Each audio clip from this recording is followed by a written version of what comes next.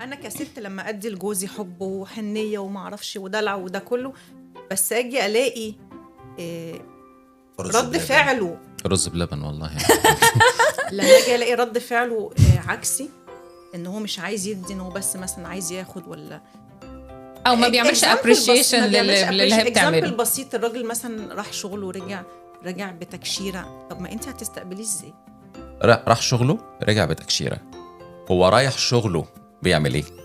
بيشتغل، بيترفه ولا دي؟ طب ما هي بتشتغل.